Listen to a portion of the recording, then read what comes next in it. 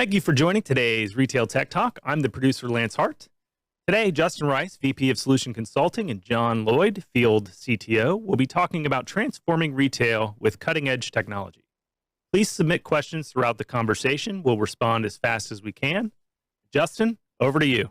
All right. Thanks, Lance. Once again, we're going to talk about retail on this Tech Talk, and we have an exciting one for you today because we are on the heels of the NRF show, the National Retail Federation.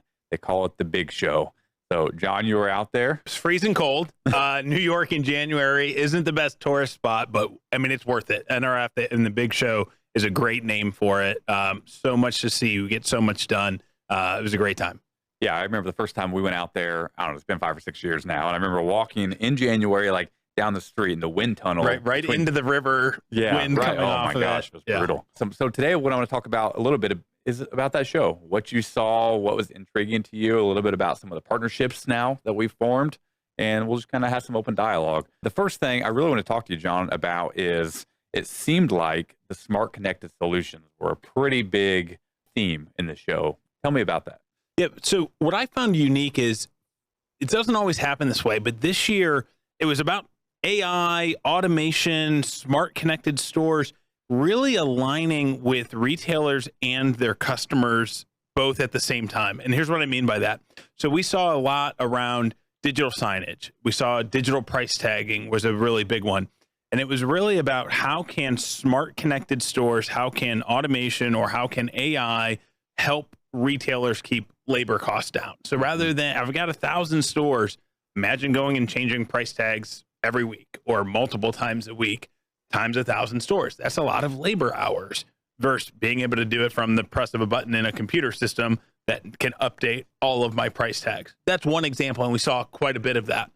The other is, dynamic advertising. So think about a planogram in a store, right? You walk into a store and you see a sign for that quarter of, let's say you're selling clothes, you see a mannequin or you see a billboard in the store of whatever you're advertising that typically would change monthly. Imagine you could change that hourly, again, to being digital. But at the same time, what we're seeing now is shoppers wanting less friction, wanting maybe less human interaction, but also want more of an immediacy. So I want to walk in, I want to be able to find the thing I want immediately. I don't want to have to wait in line or a queue and employees are busy or they're doing multiple tasks like changing price tags or restocking shelves. And so we saw a lot of automation, not only designed to reduce labor hours, but also using automation or AI to interact with customers and get them an answer faster. And so some of those examples would be like wayfinding applications, coming into the store and being able to get directed through in my application. I connect to store Wi-Fi, getting directed more easily. I know Home Depot's big into wayfinding, finding that small 3/8 of a screw, right? The right size in this big drawer aisle that you're looking for, into more advanced AI shoppers, being able to do human interaction. And I think that's a lot that CBTS is looking to explore in our retail. It is our big takeaway from the show, coming in and interacting with an AI bot and understanding, here's what I'm looking for. Here's what I'm into. This is what I like. This is what I dislike. And having that tied into inventory systems and point of sale systems, being able to transfer that experience to your phone and walk around the store. And so those two things really aligning. How do I do things with less labor hours, but also how do I engage the customer sooner and with less friction? They met in the middle at the show this year. It was really cool to see. That's interesting because, you and I have been working with retail clients for a long time, and we've always kind of started to tell the story about the digital front door, the digital entrance to an to a retailer, and the physical. And those are separate worlds, right? Your e-commerce and your physical world have been different. And there's always been this like drive to have everything kind of merged together. It almost feels like with what you're saying, that's been now accelerated with AI automation, is really bridging that experience that retailers get to track consumer behavior, do targeted advertising. All of that is now becoming even more possible in the physical.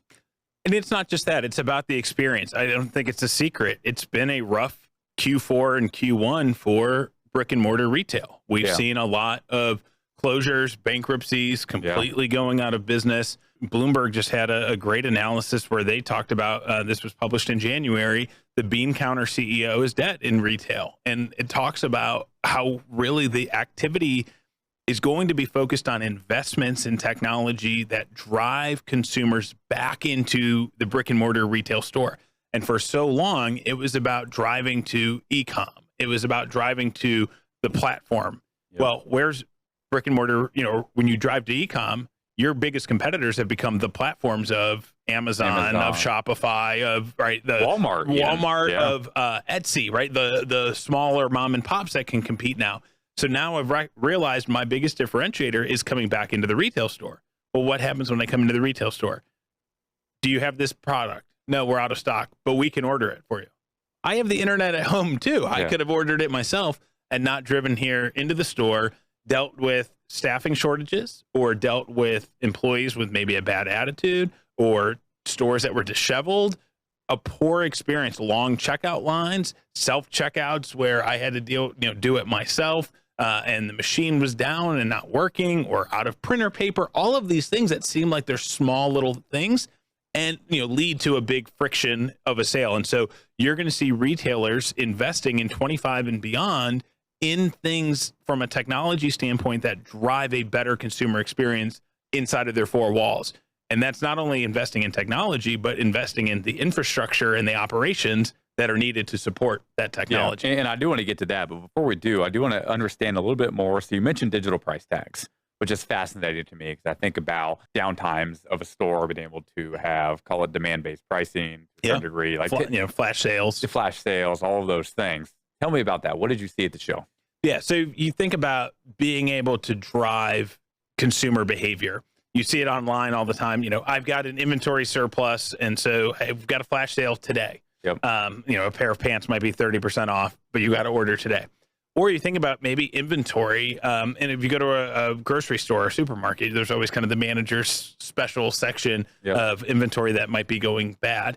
And so it's a great way for stores to be able to drive pricing. Maybe it's specific to that store based on inventory that they want to move, or inventory that's going to go bad. Yeah. Or maybe it's a way to drive earnings right at the end of the month or end of the quarter. Yeah. All of these are things that can help drive productivity and can drive revenue that in the past would have been offset. There's no point in me going and marking down all of these items by 10% to then just have to remark them up and the payroll tomorrow costs associated with that. Right. And I've got to pay somebody to do it. And one of the interesting things, I met with a large retailer. They had about 1,200 stores, and we were talking, and they said it would be about $57 million was their cost to do it across the board.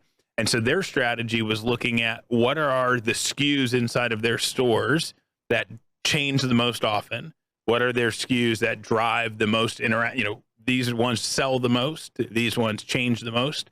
What are the stores that do the highest volume? And really taking a more strategic approach to that investment, right? Where do we get the biggest return on investment? It's not just a blanket across the board. Maybe we've got a SKU that's been the same price for over a year, or maybe it's certain retailers, right? Like Apple controls the price, right? Like you all have, if you sell Apple, you have to sell it at the same price. Those are more static than maybe something that's your own store brand, right? But the idea, I guess, would be at some point now that data feeds into some sort of large language model or AI model that helps make those decisions for you more rapidly and make recommendations. That's just fascinating. Yep. So I do want to talk about, so this year, in the past when we went to the big show, we have networked with customers, networked with our OEM partners. This time, I think you guys shared a booth with somebody. Tell me a little bit about that. Yeah, so we had launched at the end of last year. We had made a pretty big announcement about a formal partnership that we had with RTI Retail Tech, and we shared a booth at the big show. So one of the things, we'll talk about this partnership, where it came to be, we've been delivering really technology and operational technology since 2015, 2016 for retail customers. But a lot of that was based off of traditional tech stacks. It was route switch, it was wireless, it was voice turned into a consumable OpEx model managed for retail customers. And that solved a lot of challenges, especially with disparate networks and franchise models. What started to shift significantly for us is our customers are saying, you've solved technology headaches. We're really now looking to solve operational headaches. I had one retail customer, they're a great customer, CBTS, about 3,000 locations globally. And they came to us and they said, John, we've got 11 partners. That's what it takes to open and operate a retail store. We want to get that down to 3. Here's all of the boxes that we need our partners to check. How many of these could CBTS check, right? As we look to get from 11 down to 3. And that's really what we started to realize is this partnership with RTI allowed us to check more of those boxes, where we are focused on day 2, which we would consider keeping your store networks up and running, keeping you always able to do, business and take transactions. Your wireless network's up, your store network is up, your firewalls are, keeping you safe and secured. You're taking money phone calls from your customers. But how do we do that efficiently? It's staging, it's kitting, it's constantly refreshing. So when you have 3,000 stores, I need to constantly be refreshing that hardware. I need a 1 million square foot warehouse facility to hold and store that gear. I need to be able to image it. I need to make sure that my installs are going to be successful and not dragged down by downloading the latest firmware or find out the equipment is not working when I get on site. And so that partnership alone allows us to be more successful at the piece we were already doing. But the next evolution of that is, where weren't we helping our retail customers? And it's stuff like point of sale.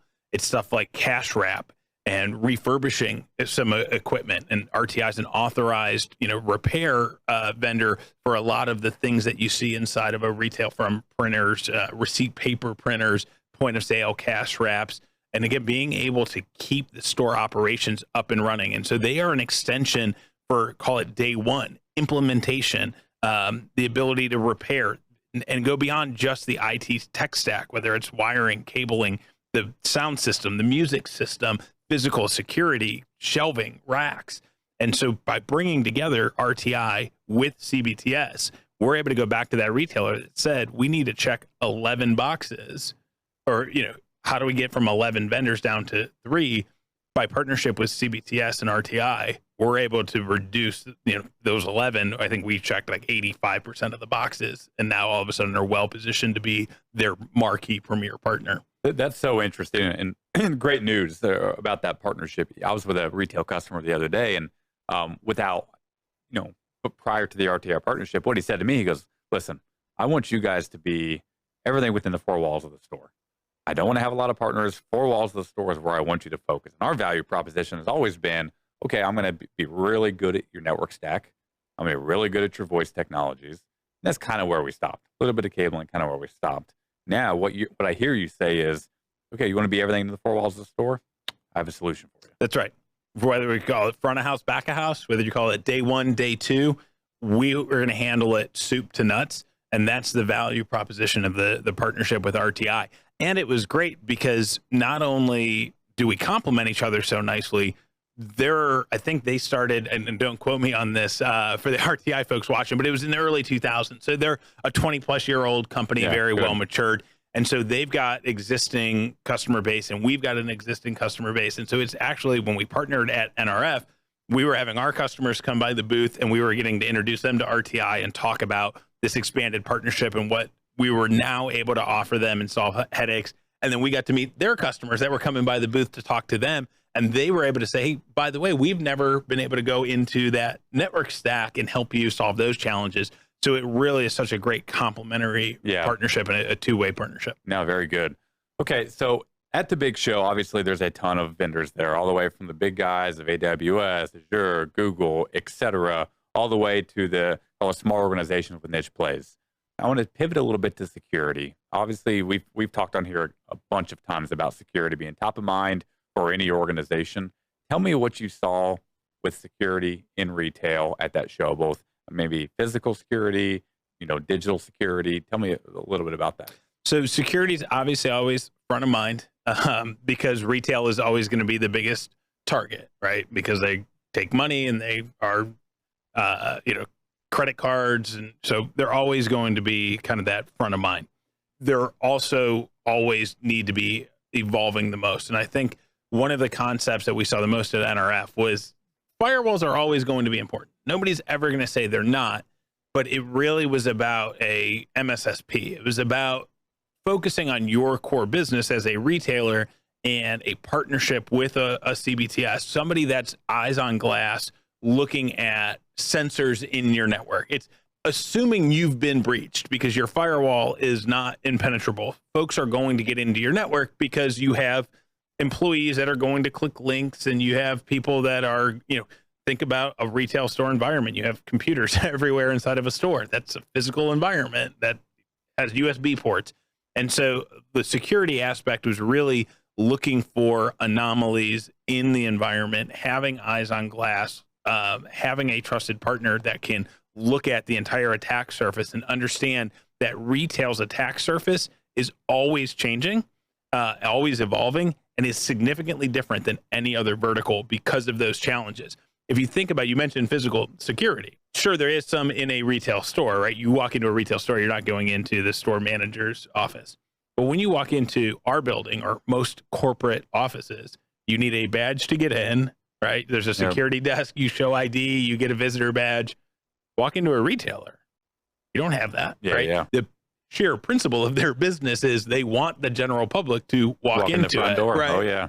And so that obviously adds a layer of complexity when you talk about securing that environment. And then also we led with all of these new technologies that are being introduced and are coming in. And we just saw, last week, a big announcement of, maybe certain AI technologies aren't as secure as we thought they were, or look at all this data that all of a sudden is accessible and getting shared. And so I think that was the big takeaway, was retailers are in an environment where technology is being introduced faster than most other verticals, because they have to adapt to keep labor costs down, to be competitive against their competition, to create differentiators and attract new customers.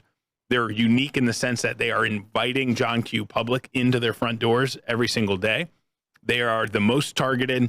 And so security, that was the big takeaway. You can't go at this alone. You need to partner with the correct OEMs, and you really need to have the right partner. That's so interesting. I was going to bring up the fact that when we talked about digital signage, price tagging, digital price tagging, smart connected solutions, those are all IP connected endpoints. Security is that much more important, especially in the competitive market.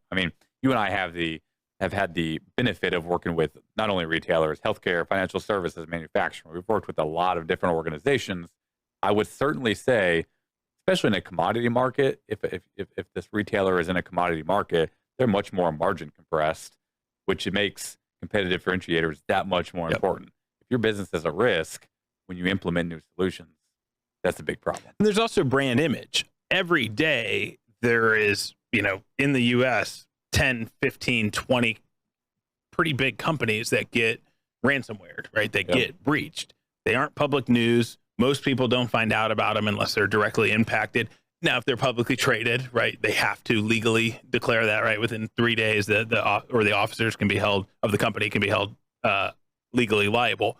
But my point is, the most people walking down the street don't hear about it, don't know about it. Go ask them about any retailer. Anytime a retailer is breached, they know, right? That's big news. That's public news. And so there's a lot more risk to the brand reputation as well. And it costs a lot more money in that regard than any other vertical. Yeah, absolutely. Just with the time check here, if you do have questions, please put them in the chat. We will respond as quickly as we can. I do want to talk a little bit, John. So at CBTS, we've since really call it a laser focus in on retail with building up our retail practice, of which you play a significant role in. Tell me about, in the retail space, something you're really excited about in 2025. So I mentioned it early. It's the investment in technology back into the store, right? It's about the user experience. And I think one of the things that we've started already to explore this year is the idea of bringing AI. So we've been at CBTS heavily invested in AI, call it for the better part of 18 to 24 months. That AI background was really, one, a great partnership with Microsoft and Copilot, but it was really helping our customers around data security, right? It was getting ready for data governance, how you roll out AI and machine learning and large language models, how you do that and protect data securely. That has positioned us very well now moving into the retail space, right? At the same time, we've also spent the last year in retail with some marquee rollouts in the point of sale space and the self-checkout space. So that was an extension that we saw our retail space grow with partners like HP like partners like Poly, and we started to expand that. And so I think you're going to see from CBTS, what we're excited about is the marrying of those two in 25. How do we take our growth and expansion in the point of sale space, in the kiosk space that we've already, I mean, when I say big, I mean, it was probably over 2,500 locations that we rolled out. So, I mean, we've built a great experience, and that's everything from kitting it, configuring it, deploying it, and, you know, installing it, managing it. So we've built this great background there. Now we take AI that's coming into the stores, helping our retailers roll out that AI in a very controlled, safe way, controlling and protecting that data, consumer data. That's where you're going to see a lot playing. We're working with a very large retailer right now on building some custom AI and LLM models that they're going to use that's going to be customer facing. Oh, nice. So how do we help protect that customer data? How do we take all of that experience, put it into the kiosk model, and how do we help bring an AI shopper experience? And then what does that do for our core bread and butter business, which is the network infrastructure stack, the voice infrastructure stack, contact center and contact platform as a service, right? Driving that full 360 experience. And that's where we want to play it in retail for CBTS. We want to help our retail customers engage with their clients, whether that be, you know, omni-channel, whether that be e-com, whether that be in the store, helping create a complete 360 journey of that experience. Well, I think, and you said something, you know, AI in retail, I'm incredibly interested in paying attention to, not only this year, but in future years. But the idea of, if for us at least, making AI this like vertical integrated experience, meaning, you know, you have AI experience at the, or, you know, have AI integrated at the customer experience level, AI integrated at the employee level and managing POS or whatever. And then for us, AI, you know, in our bread and butter, like you mentioned, AI integrated at, call it the network and security layer, meaning we know the downtime is very expensive for retailers because you're literally missing revenue every second that you're down. How can we leverage AI to help find anomalies, proactively fix issues or detect issues more rapidly? So I think that, call it, you know, vertically integrated AI across all those three pillars. I'm excited to see how much that matures over the next calendar year or so. Yeah, if you think about in retail, you want an expert, right? As a consumer, I want to come into a store, a big box store. I want to come in and I'm looking for product X. I want to talk to somebody who's an expert in the field. Yep. That's hard to achieve at scale. That's hard to achieve when you've got 2,000 locations and you're open 18 hours a day and you're trying to staff for 3 different shifts. And by the way, I've got growing labor costs and I'm battling, do people want to work? What is minimum wage? How do I, you mentioned condensed and compressed margins in a wildly competitive field. And so everything is a lever of push and take. Do I pay for expertise? Okay, I pay for expertise, but now I have a problem where I'm only staffing a handful of people. And so now as a consumer, there's friction. I'm waiting in the line to try to talk to an expert. Okay, I pay less. I can have more people, but now they're not experts in the field. And as a consumer, there's friction because I have questions about this project I want to work on at home, and I can't talk to somebody that's an expert. Yep. All of a sudden, AI can significantly change that with take your best expert in your entire company in every single area, and you turn them into an LLM. That's and right. You integrate it to your point of sale, and you integrate it into your inventory management system so you know what's in stock. Imagine recommending something that you know is going to be in stock or at what store.